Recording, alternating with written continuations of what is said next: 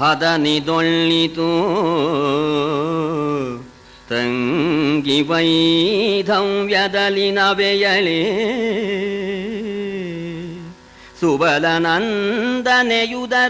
ಕುಂತಿದೇವಿಯುದರಕ್ಕೆ ಭಿನ್ನ ಭಾವನೆ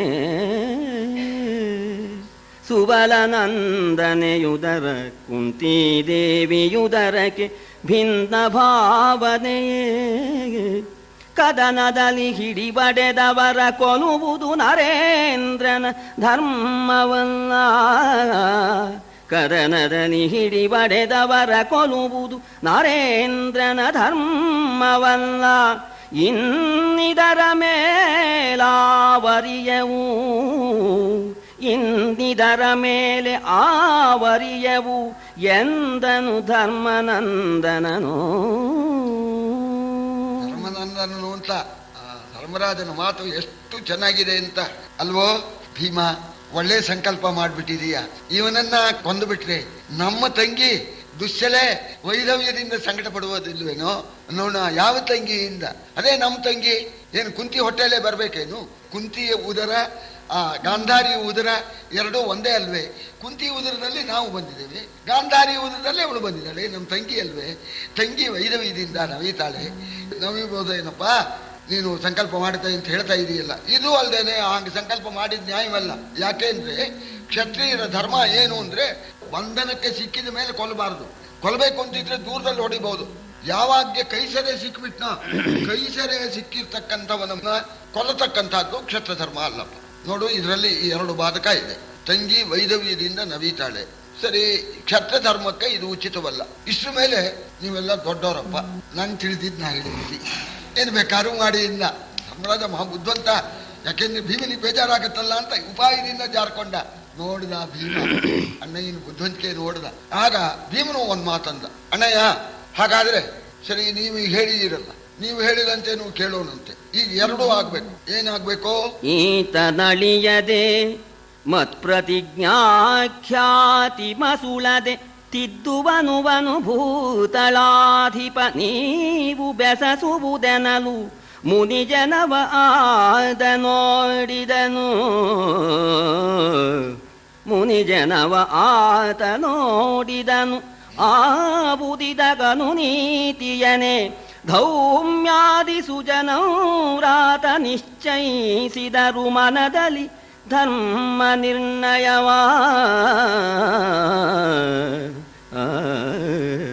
ಇವನು ಸಾಯಲೂಬಾರದು ಅಣ್ಣ, ನನ್ನ ಪ್ರತಿಜ್ಞೆಗೆ ಭಂಗ ಬರಬಾರದು, ನನ್ನ ಕೀರ್ತಿಗೆ ಭಂಗ ಬರಬಾರದು, ನಾನು ಮಾಡಿದ ಪ್ರತಿಜ್ಞೆನೂ ನೆರವೇರಬೇಕು. ಎರಡಕ್ಕೂ ತಕ್ಕಂತಹದ್ದೇನಾದ್ರು ದಾರಿ ಇದ್ರೆ ಹೇಳು ಅಂತ ಕೇಳಿದ್ರು. ಧರ್ಮರಾಜನಿಗೆ ಗೊತ್ತಿದೆ, ಎರಡಕ್ಕೂ ಸರಿಯಾಗಿರ್ತಕ್ಕಂತಹ ದಾರಿ ಧರ್ಮರಾಜನಿಗೆ ಗೊತ್ತಿದ್ರೂ ಕೂಡ ಇದೊಂದು ವಿದ್ವಂತಿಗೆ. ಹಿರಿಯರಿದ್ದಾಗ, ಧೌಮ್ಯರೇ ಮೊದಲಾದ ಮಹರ್ಷಿಗಳಿದ್ದಾಗ ತಾನೇನೆ ಧರ್ಮ ವಿಚಾರದಲ್ಲಿ ಮಾತಾಡಬಾರದು ಅಂತ ಕೇಳಿ, ಸ್ವಾಮಿ ನಮ್ಮ ಭೀಮ ಹೀಗೆ ಕೇಳ್ತಾ ಇದ್ದಾನಲ್ಲ, ಇದಕ್ಕೇನಾದ್ರು ಸಮಾಧಾನ ಇದೆಯೋ ಹೇಳಬೇಕು ಅಂತ ಧೌಮ್ಯಾದಿಗಳ ಕಡೆ ನೋಡಿದ್ನಂತವ್ನು. ನಿಮ್ಮ ಅಭಿಪ್ರಾಯ ಹೇಳಿ ಅಂತ ತನಗೆ ಗೊತ್ತಿದ್ರು ಈ ರೀತಿ ಅನ್ನೋಣ. ಆಗ ಧೌಮ್ಯಾದಿಗಳು ಒಂದು ತೀರ್ಮಾನ ಹೇಳಿದ್ರು. ಮಾನಧನರಿಗೆ ವಧಯನಿಪುದಭಿಮಾನ ಭಂಜನವು,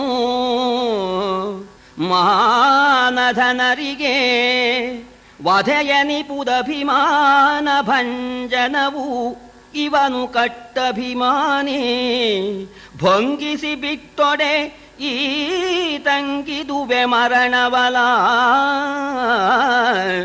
ಈ ನುಡಿಯ ಸಲಿಸಿದೊಡೆ ಇವನಪಮಾನ ಹತನು, ಈ ನುಡಿಯ ಸಲಿಸಿದೊಡೆ ಇವನಪಮಾನ ಹತನು. ಇದು ಧರ್ಮ ನಿಶ್ಚಯವು ಏನು ಸಂಶಯವಿಲ್ಲೆನುತ ನುಡಿದುದು ಮುನಿಸ್ತೋಮ. ಮುನಿಸ್ತೋಮ ಎಲ್ಲ ಋಷಿಗಳು ಏಕಾಭಿಪ್ರಾಯಕ್ಕೆ ಬಂದ್ಬಿಟ್ರು ಅಂತ. ಮಾನವಂತರಿಗೆ ಮಾನ ಕಳೆದು ಬಿಟ್ರೆ ಅವರನ್ನ ಕೊಂದಾಗಾಯ್ತು ಅಂತ, ಬೇರೆ ಕೊಲ್ಲಬೇಕಾಗಿಲ್ಲ. ಆದ್ದರಿಂದ ಇವನ ಮಾನ ಕಳೆದು ಬಿಡಿ ಅಂತ. ಆಜ್ಞಾಭಂಗೋ ನರೇಂದ್ರಾಣಾಂ ವಿಪ್ರಾಣಾಂ ಮಾನಖಂಡನಂ ಪೃಥಕ್ ಶಯ್ಯಾಚ ನಾರೀಣಾಂ ಅಶಸ್ತ್ರ ವಧ ಉಚ್ಯತೆ ಅಂತ. ಬಹಳ ಸ್ವಾರಸ್ಯವಾಗಿದೆ. ಮಾನಭಂಗ ಮಾಡಿಬಿಟ್ರೆ ಮರಣಕ್ಕಿಂತ ಹೆಚ್ಚು ಅಂತ. ಸತ್ರೆ ಒಂದೇ ಸಲ ಸಂಕಟ, ಈ ಮಾನ ಕಳ್ಕೊಂಡವರಿಗೆ ಅನವರತ ಸಂಕಟ ಅಂತ. ಅದಕ್ಕೇನೆ ಈ ಶಂಕಲಿಖಿತರು ಇವ್ರು ಎಲ್ಲಿ ಹುಟ್ಟಿದ್ರೋ, ಇವರು ಈ ಬ್ರಾಹ್ಮಣರು ಪುರೋಹಿತರಾಗಿ ಬಂದ್ರಲ್ಲ ಅಂತ ಊರವರೆಲ್ಲ ಬೈತಾರಲ್ಲ. ಸುಧನ್ವನ್ನ ಕಟಾಹಕ್ಕೆ ಹಾಕಿದಾಗ ಅವರು ನ್ಯಾಯವಾಗಿ ಹೇಳಿದರು, ಆಜ್ಞಾಭಂಗೋ ನರೇಂದ್ರಾಣ, ನಿನ್ನ ಆಜ್ಞೆಗೆ ಭಂಗ ತಂದಿದ್ದಾನೆ, ಅಪ್ಪನ ಕೊಂದೋನು ನೋಡ್ಕೊಳ್ಳಿಪ್ಪ ಅಂತ. ಆ ದೃಷ್ಟಿಯಿಂದ ಅವ್ರು ಹೇಳೋದು. ಸರಿ, ಈ ರೀತಿ ಮಾಡಿಬಿಟ್ರೆ ಮಾನ ಹೋದವನು ಪ್ರಾಣ ಕಳ್ಕೊಂಡಂತೇನೆ, ಇದರಲ್ಲಿ ಏನು ಸಂಶಯವೇ ಇಲ್ಲ ಅಂದ್ರು.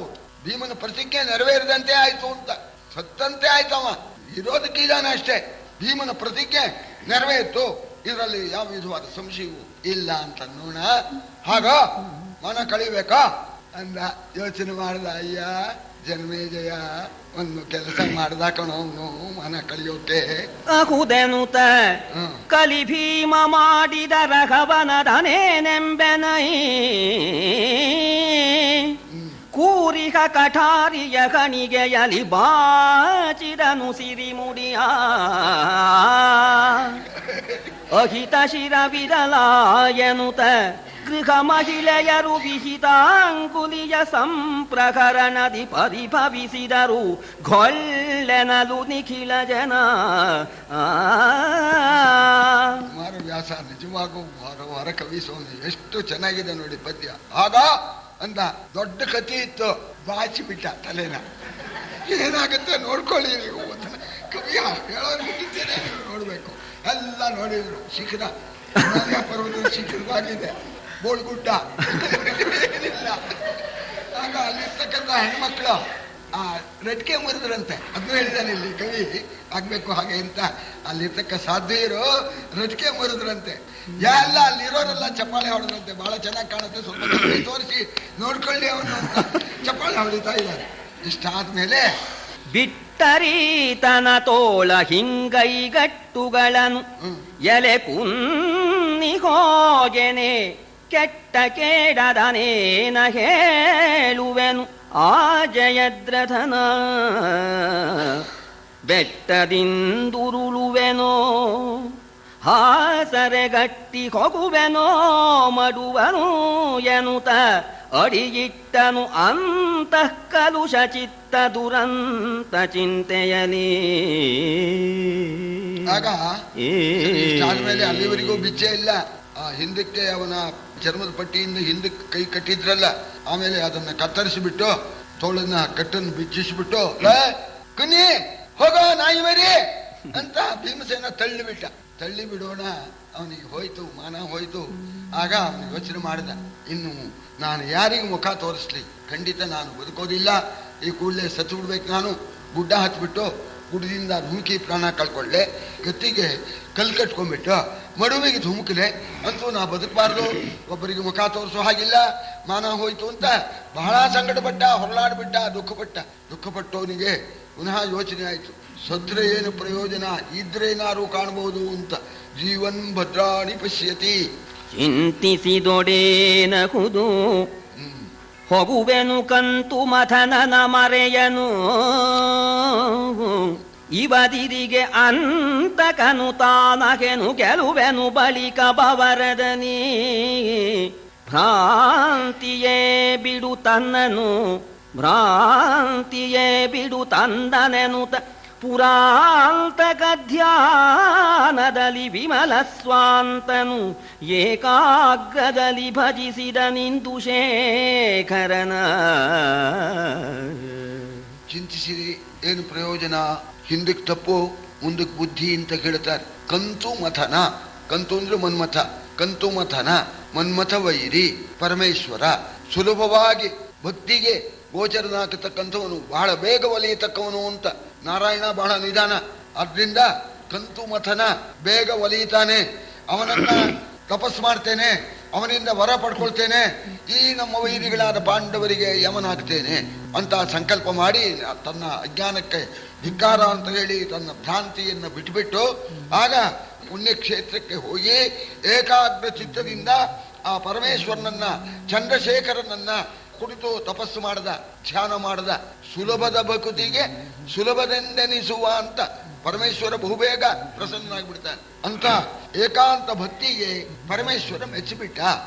ಇವನ ನಿಷ್ಠೆಗೆ ಬೆಚ್ಚಿ ಗೌರೀಧವನು ಮೈದೋರಿದನು. ರಾಜಪ್ರವರ ಕೊಟ್ಟೆನು ಬೇಡು ಸಾಕು ಭವನ್ ಮನೋರಥವ. ಇವನ ನಿಷ್ಠೆಗೆ ಮೆಚ್ಚಿ ಗೌರೀಧವನು ಮೈದೋರಿದನು. ನಮ್ಮ ಕುಮಾರವ್ಯಾಸನ ಚಮತ್ಕಾರ ಇದು. ಪರಮೇಶ್ವರ ಅಂತ ಅನ್ಲಿಲ್ಲ ಇಲ್ಲಿ, ಗೌರೀಧವ ಅಂದ. ಗೌರಿ ಗಂಡ, ಗೌರಿ ಸಮೇತ ಬಂದ ಅಂತ. ಆ ಉದ್ದೇಶದಿಂದ ಗೌರಿ ಸಮೇತನಾಗಿ ಪರಮೇಶ್ವರ ಇವನ ತಪೋನಿಷ್ಠೆಗೆ ಮೆಚ್ಚಿಬಿಟ್ಟು ಪ್ರತ್ಯಕ್ಷನಾಗಿ, ರಾಜಶ್ರೇಷ್ಠ ಕೇಳು, ನಿನ್ನ ಈ ನಿಷ್ಠೆಗೆ, ನಿನ್ನ ತಪಸ್ಸಿಗೆ ನಾನು ಮೆಚ್ಚಿದ್ದೇನೆ. ನಿನ್ನ ಮನಸ್ಸಿನಲ್ಲಿ ಏನಿದೆಯೋ ಕೇಳು, ನಿನ್ನ ಇಷ್ಟಾರ್ಥವನ್ನ ಸಲ್ಲಿಸ್ತೇನೆ ಅಂತ ಹೇಳಿದ್ದಂತೆ. ಕಣ್ಣು ಮುಚ್ಕೊಂಡು ಧ್ಯಾನ ಮಾಡ್ತಾ ಇದ್ದ. ಈ ರೀತಿ ನಿನ್ನ ಇಷ್ಟಾರ್ಥವನ್ನ ಸಲ್ಲಿಸ್ತೇನೆ ಕೇಳು ಅಂತನ್ನೋಣ. ಬಿಟ್ಟ ಕಣ್ಣ. ಭವನ್ಮಥು ಮನೋರಥವ ವಿವರಿಸೆನೆ ಕಂದೆರೆದು ಮುಂದಿಹ ಶಿವನ ಕಂಡನು. ಮೈಯ ಚಾಚಿದನವನಿಯನಿ ಜಯ ಜಯ ಮಹೇಶ ನಮ ಶಿವಾಯನುತ. ಆಗ ಕಣ್ಣು ಬಿಟ್ಟು ನೋಡಿದ. ಪಾರ್ವತಿ ಸಮೇತನಾದ ಆ ಚಂದ್ರಶೇಖರ ಪ್ರತ್ಯಕ್ಷನಾಗಿದ್ದಾನೆ. ಆಗ ಬಹಳ ಭಕ್ತಿಯಿಂದ ಜಯ ಜಯ ಅಂತ ಜಯ ಜಯಕಾರ ಮಾಡಿ ನಮ ಶಿವಾಯ, ಓಂ ನಮ ಶಿವಾಯ ಅಂತ ಹೇಳಿ ಆ ಪರಮೇಶ್ವರನನ್ನ ಸ್ತೋತ್ರ ಮಾಡಿದ್ದಾನೆ. ವರದನಾದೈ ಶಂಭೋ ಕರುಣಾಕರ ಹಸಾದವು ಪಾಂಡು ಸುತರೈವರನು ದಿನವೊಂದರಲಿ ಗೆಲುವುದು ತನಗಭೀಷ್ಟವಿದು. ಕರುಣಿಸೈತನಗೆನನು ನಕ್ಕನು ಗಿರಿಸುದಯ ಮೊಗ ನೋಡಿ ನಕ್ಕನು. ಭಾರಿಯ ವರವ ವಿವರಿಸಿದನು ಜಯದ್ರಥನು. ಭಾರಿಯ ವರವ ವಿವರಿಸಿದನು ಜಯದ್ರಥನು ಎಂದ ನಿಂದುಧರ. ವರನ ಕೇಳೋಕೂ ಬೇಕು. ನಮ್ಮ ಅರ್ಜುನ ನೋಡಿ ಹೇಗೆ ಕೇಳಿದ. ಅದೇ ಕಥೆ ನಡೆದೋಗಿದೆಯಲ್ಲ. ಬ್ರಹ್ಮಶಿರೋಸ್ತ್ರವನ್ನು ಕೊಡು, ಪಾಶುಪತಾಸ್ತ್ರವನ್ನು ಕೊಡು ಅಂತ ಕೇಳ್ಬಿಟ್ಟ. ಪರಮೇಶ್ವರನಿಗೆ ಆಶ್ಚರ್ಯ. ಒಂದು ಸಾಕು 3 ಲೋಕನೂ ಉಡಾಯಿಸೋದಕ್ಕೆ. 2 ಕೇಳ್ಬಿಟ್ನಲ್ಲ. ಆದ್ರೆ ಕೇಳಿದ್ ಕೊಡ್ತೀನಿ ಅಂತಂದ್ಮೇಲೆ ಕೊಡ್ತೇನೆ ಅಂತ ಕೊಟ್ಟ ಅಂತ ಬರುತ್ತೆ ನೋಡಿ. ಇವನು ಕೇಳ್ತಾನೆ, ಸರಿ ವರ ಕೊಡಬೇಕು ಅಂತ ಪರಮೇಶ್ವರ ನಿನಗೆ ಅಪೇಕ್ಷೆ ಇದ್ರೆ, ಅನುಗ್ರಹ ಮಾಡಬೇಕು ಅಂತಿದ್ರೆ 1 ದಿವಸ ಪಂಚಪಾಂಡವರನ್ನ ಗೆಲ್ಲತಕ್ಕ ಸಾಮರ್ಥ್ಯವನ್ನ ಕೊಡು. ಕೊಲ್ತಕ್ಕ ಅಲ್ಲ, ಕೇಳ್ಬೇಕಾದ್ರೆ 1 ದಿವಸ, 2ನೇ ದಿವಸ ಇಲ್ಲ, ಒಂದೇ ಒಂದು ದಿವಸ ಕೇಳೋದಕ್ಕೆ ಹಾಗಾಗತ್ತೆ. ಅದು ಭಗವಂತನ ಮಾಯೆ. ಅದು 1 ದಿವಸ ಮಾತ್ರ ಪಾಂಡವರನ್ನ ಗೆಲ್ತಕ್ಕಂಥ ವರವನ್ನ ಕೊಡಬೇಕು. ಗೆಲ್ತಕ್ಕ ವರವನ್ನು ಕೊಡಬೇಕು ಅಂದಾಗ ಪರಮೇಶ್ವರ ನಕ್ಬಿಟ್ಟ ಬಿದ್ದ ಅಂತ. ಯಾಕೆಂದ್ರೆ ಇವರು ಪಾಂಡವರು ಭಕ್ತರು, ಅವರನ್ನು ಉದ್ಧಾರ ಮಾಡೋಕೆ ಹರಿಹರ ಎಲ್ಲ ಇರ್ತಕ್ಕವರು. ಆಗ ಪಾರ್ವತಿ ಪಕ್ಕದಲ್ಲಿದ್ಲು. ಪಾರ್ವತಿ ಮುಖ ನೋಡಿ, ಪರವಾಗಿಲ್ಲ ಸೈಂಧವ ಅಸಾಧ್ಯವಾದ ವರವನ್ನೇ ಕೇಳಿಬಿಟ್ಟ ನಮ್ಮ ಭಕ್ತ ಅಂತ. ಪಾರ್ವತಿ ಮುಖ ನೋಡಿ ನಕ್ಬಿಟ್ಟು, ನೋಡಪ್ಪ ನೀನು ಕೇಳಿದಂತೆ ವರ ಕೊಡ್ತೀನಿ. ಆ ಪಾಂಡವರನ್ನ 1 ದಿವಸ ನೀನು ಗೆದ್ಬಿಡಿ ಅಂತೆ. ಆದರೆ ಒಬ್ಬನ ಗೆಲ್ಲೋಕ್ಕಾಗೋಲ್ಲ ನೀನು. ಯಾಕೆ ಅಂದ್ರೆ ಅವನು ಹಿಂದೇನೆ ಪಾಶುಪತ ಶರವು ಎನ್ನ ಸತ್ವ ವಿಲಾಸವದೆ ಫಲುಗುಣನ ಕೈಯಲಿ. ವಾಸವಾಬ್ಜ ಭವಾದಿ ಬಿರುದರ ಬಗೆಯದಾಗವಗೆ ಆ ಸುಭಟನೊಬ್ಬನನುಳಿಯೆ ಮಿಕ್ಕೇಸು ಪಾಂಡವರುಗಳನ್ನು ಒಂದೇ ವಾಸರದಲವಗಡಿಸು ಹೋಗೆಂದನು ಮಖಧ್ವಂಸಿ. ನನ್ನ ಸಕಲ ಸತ್ವಸ್ವರೂಪವಾದ ಪಾಶುಪತಾಸ್ತ್ರವನ್ನ 1 ವರ್ಷ ಕಾಲ ತಪಸ್ಸು ಮಾಡಿ ಅರ್ಜುನ ಮೆಚ್ಚಿಸಿಬಿಟ್ಟು ಹಿಂದೇನೆ ಪಡ್ಕೊಂಡ್ಬಿಟ್ಟಿದ್ದಾನೆ. ಆ ಪಾಶುಪತಕ್ಕೆ ಎದರೇ ಇಲ್ಲ. ನಾನು ಬಂದ್ರು ಗೆಲ್ಲೋಕ್ಕಾಗೋಲ್ಲ ಅಂತ ಪಾಶುಪತ ಅವನಿಗೆ ಕೊಟ್ಟ ಹೋಗಿದೆ. ಬ್ರಹ್ಮಾದಿ ದೇವತೆಗಳು ಬಿರುದಾಂಕಿತರಾದ ವೀರರು ಯಾರು ಬಂದ್ರು ಕೂಡ ಪಾಶುಪತ ಕೈಯಲ್ಲಿ ಇರ್ತಕ್ಕಂಥವನನ್ನ ಗೆಲ್ಲೋದಕ್ಕೆ ಆಗೋಲ್ಲ ಅಂತಂದ್ಮೇಲೆ ಅವನೊಬ್ಬನ ವಿನಾಯಿತಿ ಮಾಡ್ಬೇಕಾಯ್ತು.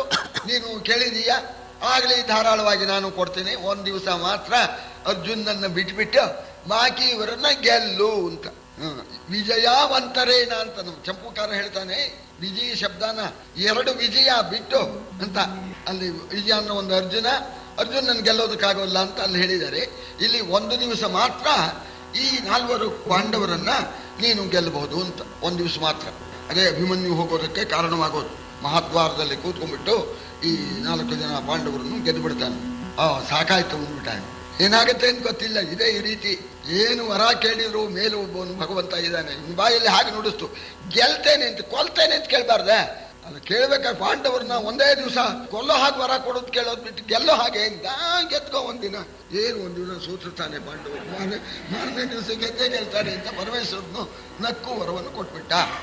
ಸಾಕು ಜೀಯ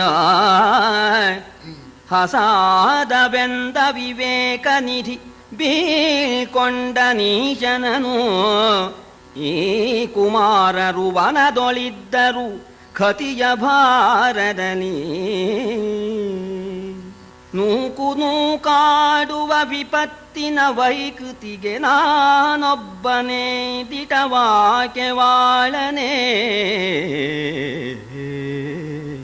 ನೂಕು ನೂಕಾಡುವ ವಿಪತ್ತಿನ ವೈಕೃತಿಗೆ ನಾನೊಬ್ಬನೇ ದಿಟವಾಕ್ಯವಾಳನೆ. ಶಿವ ಶಿವ ಎಂದು ಅರಸ ಬಿಸು ಸುಯ್ದ. ಸಾಕು, ಮಹಾನುಗ್ರಹ ಮಾಡೋಣ ಆಯ್ತು ಅಂತ ಹೇಳಿ ಸಂತೋಷ ಚಿತ್ತನಾಗಿ ಅವಿವೇಕ ನಿಧಿ ಏನ್ ಪಡ್ಕೊಂಡಂಗಾಯ್ತು. ನಾನು ಏನಾಯ್ತು ಅಂತ ತಪಸ್ಸಿಗೆ ಪರಮೇಶ್ವರನನ್ನ ಕಂಡು ನಾನು ಪಡ್ಕೊಂಡಿದ್ದೇನು ಅನ್ನೋದು ಅವನಿಗೇನು ಅರ್ಥವಾಗಲಿಲ್ಲ. ಅದಕ್ಕೆ ಅವಿವೇಕ ನಿಧಿ ಅಂದ್ರು. ವಿವೇಕ ಇಲ್ಲದವನು ಸಂತೋಷ ಆಯ್ತು ಅಂತ ಮನೆಗೆ ಹೋಗ್ಬಿಟ್ಟ. ಇಲ್ಲಿ ಧರ್ಮರಾಜನಿಗೆ ಬಹಳ ಸಂಕಟ. ಎಲ್ಲ ಗಳಿಗೆ ಗಂಡ ಅಂತ ಭೇಟಿಗೆ ಹೋದ್ರೆ ಹೆಂಡತಿನ ಕದ್ಕೊಂಡು ಹೋದ. ಗಳಿಗೆಗೆ ಆಪತ್ತು ಬರುತ್ತಲ್ಲ. ಪ್ರಪಂಚದಲ್ಲಿ ನನ್ನಂಥ ಆಪತ್ಗ್ರಸ್ತರು ಇನ್ನು ಪ್ರಪಂಚದಲ್ಲಿ ಯಾರೂ ಇಲ್ವೇ. ನಾನು ಒಬ್ಬನಿಗೆ ಆ ಬ್ರಹ್ಮ ಎಲ್ಲ ಆಪತ್ತನ್ನು ಉಗಿಸು ಅಂತ ನನ್ನ ಹಣೆಯಲ್ಲಿ ಬರೆದು ಕಳಿಸಿದಾನಲ್ಲ. ನನಗಿಂತ ಹೆಚ್ಚು ದುಃಖಿಗಳು ಯಾರೂ ಇಲ್ವೇ. ಎಲ್ಲ ವಿಪತ್ತಿಗೂ ನಾನೇ ಗುರಿ ಆಗ್ಬೇಕಲ್ಲ ಅಂತ ಸಂಕಟ ಪಡ್ತಾ ಇದ್ದಾನೆ. ಇದನ್ನ ತಿಳ್ಕೊಂಡ್ರು ಜ್ಞಾನ ದೃಷ್ಟಿಯಲ್ಲಿ ಮಾರ್ಕಂಡೇಯ ಋಷಿಗಳು. ಧರ್ಮರಾಜ ನನಗಿಂತ ಹೆಚ್ಚಿನ ಆಪತ್ಗ್ರಸ್ತರೇ ಇಲ್ಲ ಅಂತ ವ್ಯಥೆ ಪಡ್ತಾ ಇದ್ದಾನೆ, ಅವನನ್ನು ಸಮಾಧಾನ ಪಡಿಸಬೇಕು ಅಂತ ಜ್ಞಾನ ದೃಷ್ಟಿಯಿಂದ ತಿಳಿದು ಮಾರ್ಕಂಡೇಯ ಋಷಿಗಳು ಬಂದ್ರಂತೆ ಕಾಮ್ಯಕವನಕ್ಕೆ, ಧರ್ಮರಾಜನ ಸಮೀಪಕ್ಕೆ. ಬಂದ ಮಾರ್ಕಂಡೇಯ ಮುನಿಗಭಿವಂದಿಸಿದನು. ಈ ಬ್ರಹ್ಮ ಸೃಷ್ಟಿಯಲಿ ಇಂದು ತಾನಲ್ಲದೆ ಸುಧಾಕರ ಸೂರ್ಯ ವಂಶದಲ್ಲಿ ಹಿಂದೆ ನಡೆದವರಾರು ಪರಿಭವದಿಂದ ನಮ್ಮಂದದಲ್ಲಿ. ಸೂರ್ಯ ವಂಶದಲ್ಲಿ ತಾನಲ್ಲದೆ ಹಿಂದೆ ನವೆದವರಾರು ಪರಿಭವದಿಂದ ನಮ್ಮಂದದಲ್ಲಿ. ವಿಪಿನದೊಳು ಇಂದು ಮುಖಿಯರು ಭಂಗಪಟ್ಟರೆ, ವಿಪಿನದೊಳಿಂದು ಮುಖಿಯರು ಭಂಗಪಟ್ಟರೆ ಎನ್ನುತ್ತ ಬಿಸು ಸುಯ್ದ. ಮಾರ್ಕಂಡೇಯನಿಗೆ ನಮಸ್ಕಾರ ಮಾಡಿ ವಿಚಾರ ಮಾಡಿಬಿಟ್ಟು ಪ್ರಶ್ನೆ ಮಾಡಿದ. ಬ್ರಹ್ಮ ಸೃಷ್ಟಿಯಲ್ಲಿ ನನ್ನಂಥ ದುಃಖಿಗಳು ಯಾರು ಇದ್ದಾರೆಯೇ? ಈ ರೀತಿ ಕಷ್ಟಪಟ್ಟವರು ನವದವರು ಇದ್ದಾರೆಯೇ? ಸೂರ್ಯವಂಶದಲ್ಲಾಗಲಿ ಚಂದ್ರವಂಶದಲ್ಲಾಗಲಿ ಬರೀ ಗಂಡಸರೇ ಅಲ್ಲ, ನಮ್ಮ ದ್ರೌಪದಿಗೂ ಗಂಡಾಂತರ, ಹೀಗೆ ಪತ್ನಿಗೂ ಗಂಡಾಂತರ, ಪತಿಗಳಿಗೂ ಗಂಡಾಂತರ. ಬ್ರಹ್ಮ ಸೃಷ್ಟಿಯಲ್ಲಿ ಸೂರ್ಯವಂಶ ಚಂದ್ರವಂಶದಲ್ಲಿ ಯಾರಿದ್ದಾರೆ ಹೇಳಿ ಸ್ವಾಮಿ? ಏನು ಗಳಿಗೆ ಗಂಡಾಂತರ?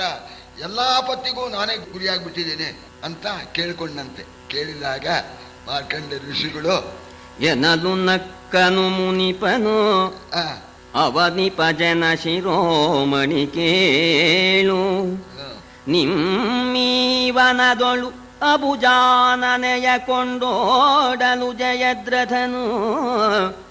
ಅನುಜರಾಗಳೆ ಹರಿದು ಮರಳಿ ಚಿವನಜ ಮುಖಿಯನು ತಂದರು.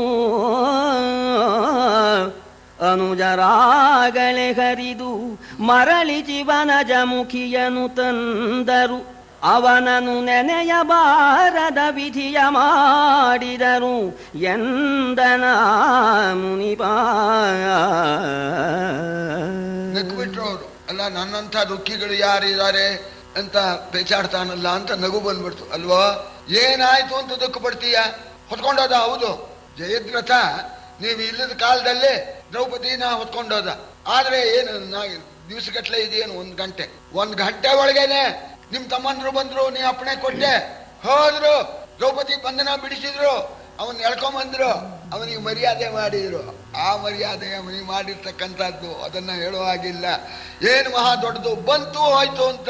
ಏನು ವಿಪತ್ತು ಒಳ್ಳೆ ಪರ್ವತಾಕಾರವಾಗಿ ವಿಪತ್ತು ಬರೋ ಹಾಗೆ ಬರ್ತಾ ಇದೆ. ಆದ್ರೆ ನೀವು ಪುಣ್ಯವಂತರು, ಮಂಜಿನಂತೆ ಕರಗೋಗ್ಬಿಡುತ್ತೆ. ಬಂತು ಮಂಜಿನಂತೆ ಕರಗೋಯ್ತು. ನಿಂದೆ ಹೇಳ್ತಾ ಇದೀಯಾ?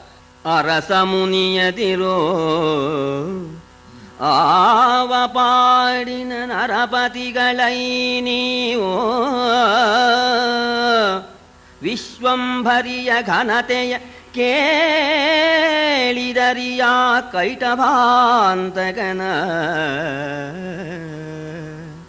ವರಮುನಿಯ ಶಾಪವನು ತಾನೇ ಧರಿಸಿ ವರಮುನಿಯ ಶಾಪವನು ತಾನೇ ಧರಿಸಿ ನರರೂಪಿನಲಿ ನವೆದುದ ನರಸ ಬಣ್ಣಿಸಲು ಎನ್ನ ಹವನಲ್ಲ